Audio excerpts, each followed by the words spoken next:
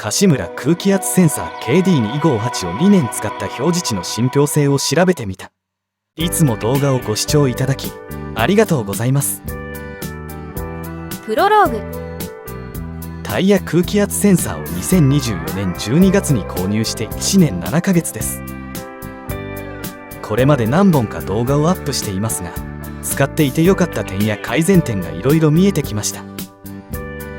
今回はタイトルのように使って2年の表示数値の信憑性を調べた動画です。興味のある方はどうぞ最後までご視聴ください。空気圧測定器の製作計画。装置の全体構想図です。形が違いますが、要は GS にあるこのタイプをイメージしています。タイヤへの接続アダプタータイプはネジ式を採用しています。電動エアーポンプ付属のアダプターはほとんどがクイックバルブ式です。装着は簡単ですが、タイヤの回転位置によってホイールが邪魔をするので使いづらいのです。しかしこのタイプならねじ込む手間があってもホイールは邪魔にはなりません。確実に接続されるのでエア漏れもありません。ポンプ接続側は M6 平行ネジなのでオーリングがついています。このホース2本を加工して T 分岐につなぎ、圧力計を取り付けた測定器を作ります。使うのはこの 600L のホースです。外径は 9.3 ファイと記載されています。加工したチューブをこの継ぎ手に差し込み T 分岐につなぎます。中間にはこの最大 4.2 バールの圧力計を使います。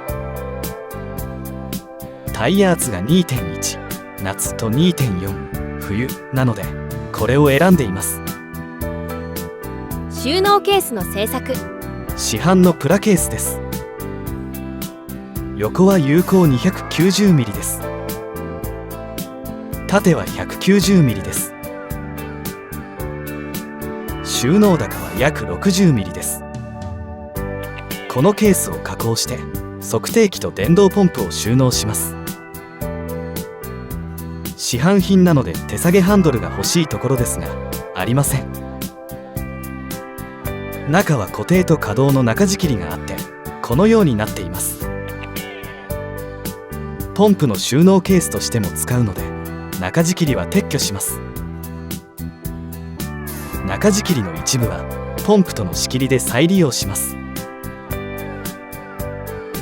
この中仕切りは固定なので根元からカットして撤去します。電動ポンプはこの大きさなので右側に仕切りを新設して収納します。前述のように仕切りは外したものの再利用です。これからこの仕切りを撤去します。ポンプを収納した時の収まり確認です。蓋のかかり具合を見ておきます。ギリですが収納袋を含めても余裕はあります。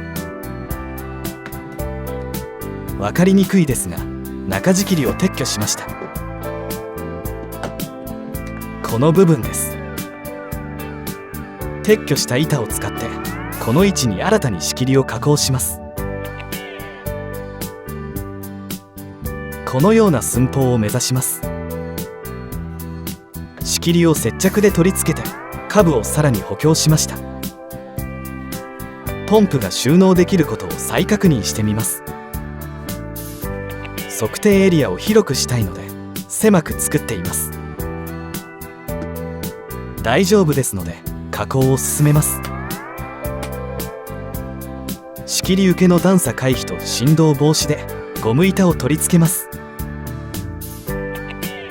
各ピースの寸法図です。100均で購入した MDF6mm をカットしました。動かないように寸法を調整しています。この寸法で作りました。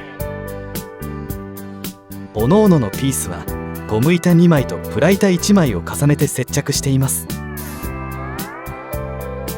これで仕切り受けより高くなり、振動も防止できます。内部の有効高は約 45mm です。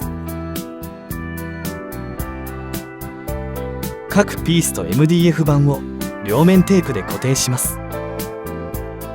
MDF 板を取り出して測定できるようにピースはケースに接着しません。ピースの位置を合わせ、板を押し付けて貼り付けます。これで OK です。裏の見えがかりです。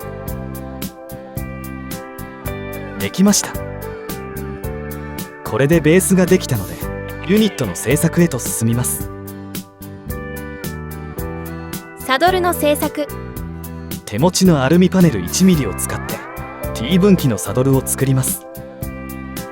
最初 0.5mm で作りましたがちょっと強度不足でした。図のような長さでカットして加工します。加工は実際に T 分岐に当てて図の形を目指します。図はサドルを展開した長さを示しています。実際にやってみます。中心に印をしています。折り曲げの位置を意識して R を作ります。中央に印を合わせてただ曲げるだけです。こんな感じです。これで型が取れました。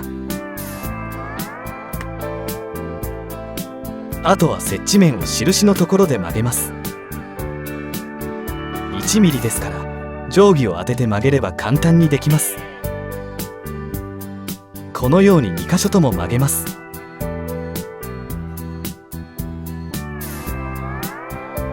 なるべく直角になるように定規を合わせて一気に曲げます。あとは形を整えて終了です。取り付け後再成形するのでこのくらいにしておきます。このようになりました。1mm ですからそれなりに強度もあります。指示穴 3mm を開けて終了です。両端も指示するのでこれを3つ作ります。プッシュエアー継ぎ手の規格。高圧チューブを接続するにはプッシュエア継ぎ手を使うのが簡単です。入手しやすい高圧チューブの規格、外径が偶数なので継ぎ手もそれに合わせています。ところが私の電動エアーポンプ付属のチューブは外径が偶数ではなく整数でもありません。このチューブ外径は 9.3mm です。手配した製品の商品ページには 9.3 ファイと記載があります。これで加工することにして発注したら届いたチューブの外径は 8.3mm でした。両端の接続形態を変えなければチューブの径は問題ないとの考えなのでしょう。しかしそれならせめて写真くらいは変更してもらいたいものです。返品しても時間がかかるだけなのでこれを使って加工を進めます。エアホースの加工。 0.30532UNF M6 8.3mm のエアチューブです。長さは口元同士で 600L です。この位置で切断して口径を加工します。切断はチューブカッターを使います。製品は癖が残っているので切り口が直角になるようしっかり押さえてカットします。その後熱収縮チューブを使ってエア継ぎ手の径に合うよう加工します。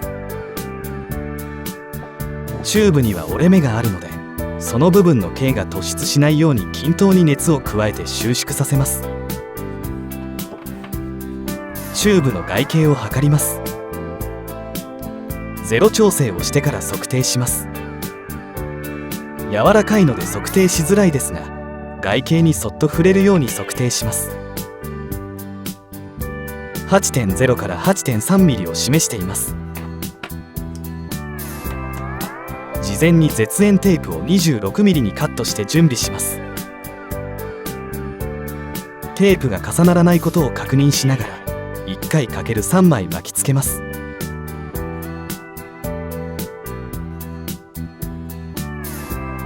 その上に熱収縮チューブをかぶせて熱を加えます。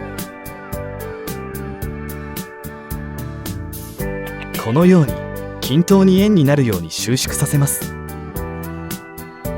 1枚目の外形です。チューブ2枚目です。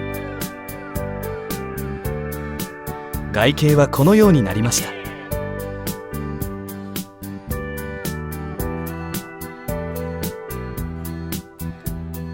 先端を揃えるために少しカットします。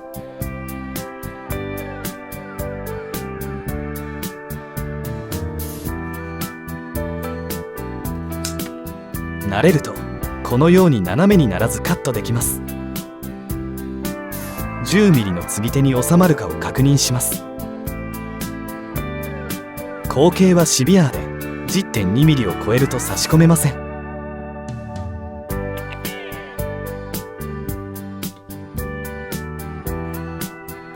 問題なく入りますので K は 10.2 ミリを超えていないことが分かります。もう1本です。 K は大丈夫のようですのであとはリーク試験をして結果を見ます。組み立てと試験。ようやく部品が揃ったので組み立てを行います。 R8 分の1の圧力計です。その他使用資材一式です。今回はアングル型を使います。圧力計にシールテープを巻きます。ネジ径を測ってシールテープを準備します。準備したシールテープを加工します。ネジがテープ幅ほどないので半分に折って使います。半分に折ったら先端の 1,2 山を残して右回りに 2.5 回巻きつけます。これはテーパーネジなのでテープを巻いています。少し引っ張りながら巻いています。巻いたら指の腹で押さえてなじませます。テープを巻いた圧力計を T 分岐にねじ込みます。ちょっと回してネジ山を噛み合わせます。ここからは工具を使って締めていきます。圧力計を正面に向けることを意識して回しますが戻しは厳禁です。なので最後の1回転は失敗しないように締め付けます。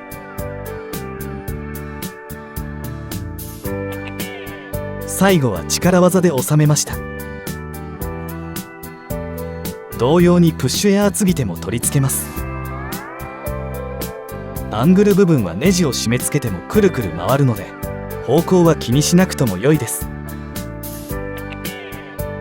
反対側も同様に取り付けてねじ込み深さを合わせます。終わりました。簡単な測定器です。加工したエアホースをつなぎます。ホースを差し込むとカチッと音がします。これで測定器の主要部分ができました。この状態でリーク試験をします。加圧状態でポンプは止まっています。石鹸水を塗っています。あとはこのまましばらく放置します。本来は1日とかの時間をかけますがしばらくで良いでしょう。指針の変化はなく泡も出ず空気が漏れている収集音もないので OK です。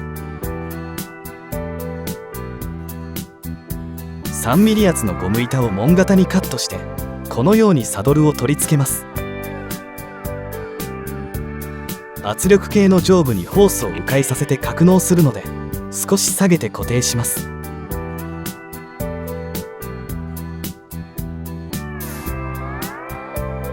ユニットの収納具合です。右側はポンプに接続します。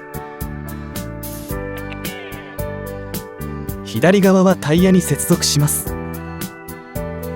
チューブはこのように緩やかに圧力計の上部を回して収納します。無理に曲げを作らないようにアングル型を使いました。電動ポンプを収納します。これは100均で購入したスマホスタンドでユニットに使います。これで装置が完成しました。このようにユニットを取り出せるようにしています。2.1 バールのところにラインを描きました。スタンドはこのように使います。あまり意味がない気もしますが、使わないスタンドなので添えておきます。まとめ。タイヤにホースを接続すると、圧力計の指針が現在空気圧を示します。電動ポンプの自動停止機能を使って3社の数値を比べてみます。夏タイヤなので設定は 2.1 バールです。停止しました。電動ポンプの自動停止機能を使った結果の表示です。表示値のズレを心配していましたが、どうやら3社の数値は大きくずれてはいないようです。どれが一番正確かは分かりませんが、数値は 0.1 バール以内に収まっているように見えます。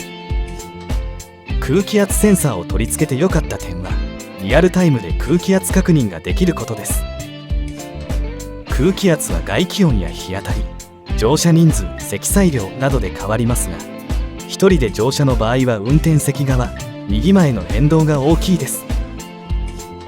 次にこれまでに気づいたことを列記します。まず保証期間は6ヶ月と短いです。